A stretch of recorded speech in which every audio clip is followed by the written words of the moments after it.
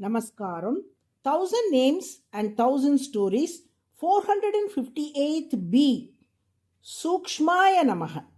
The names from the 457th to the 463rd in the Vishnu Sahasranamam refer to the Naranarayana incarnation of Lord Vishnu and also to the episode related to the churning of the Milky Ocean, Samudra Manthan, in which the ambrosia, the immortal nectar, was obtained. Once, sage Narada went to Vaikunta to have darshan of Lord Vishnu.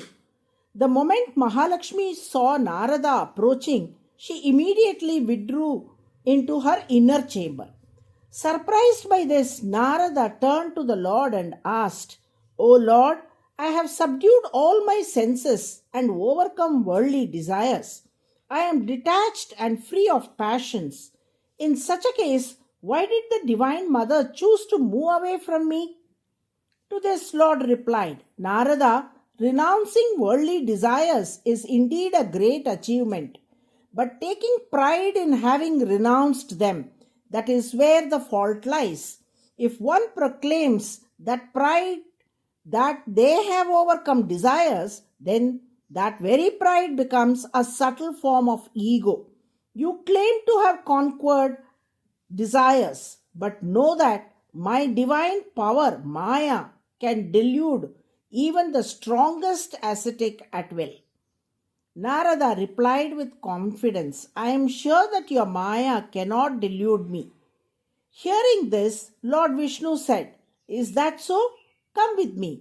He then seated Narada on Garuda and took him to the banks of Narmada river.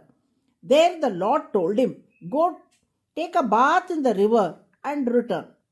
Narada obediently entered the river to bathe.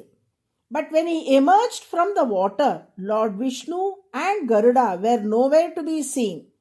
Confused and disoriented, Narada had lost all memory of who he was. When he looked at his reflection in the water, he was shocked to see that he had taken the form of a woman. He had been transformed by Vishnu's Maya. He had even forgotten that he was once Narada, standing helplessly by the river bank when he was spotted by a king who ruled that region.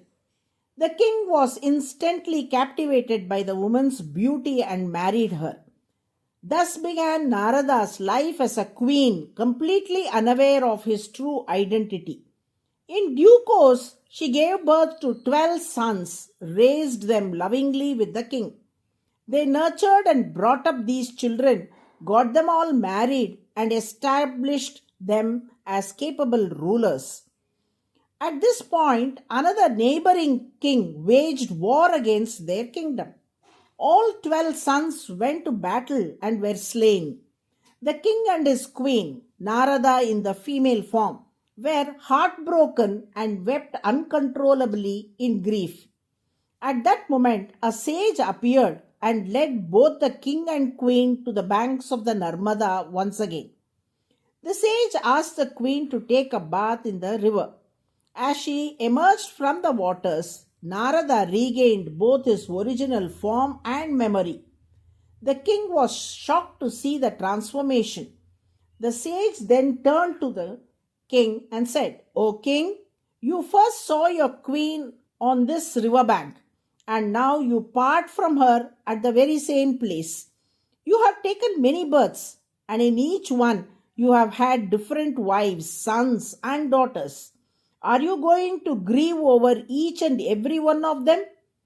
Instead, worship the Supreme Lord with devotion and attain liberation," the sage advised, and then sent the king on his path. The sage then revealed himself to Narada as none other than Lord Vishnu. He said, "Narada, I performed this divine play along with Mahalakshmi to show you the power of my Maya. You claimed that you had subdued your senses, but unless one surrenders that very pride and acknowledges that it is only by my grace that desires are subdued, liberation is not possible. Along with detachment, there must be surrender and humility. Narada realized his folly and said, O Lord, pride in the self is one of the qualities of the asuras, demons. Those who possess the demonic traits get trapped in your Maya and can never truly know you. Because of the pride that arose in me, I forgot even myself and fell under your spell. Please forgive me and bless me.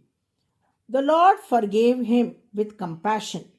Similarly, during the churning of the ocean, the Lord Vishnu deluded the asuras with his Maya so that they would not realize his true plan. By doing so, he ensured that the nectar reached the Devas, the righteous ones. This act reveals his subtle and intellect. It is for this reason that he is referred to as SOOKSHMAAYA in the Vishnu Sahasranamam, which is also the 458th name. SOOKSHMAAYA here means one whose thoughts and actions cannot be perceived or comprehended by the demons, one whose strategies are too subtle for them to grasp. By chanting SOOKSHMAAYA NAMAH daily with sincerity, we invoke the Lord's grace to protect us from destructive qualities like pride and ego. Narayana, Narayana.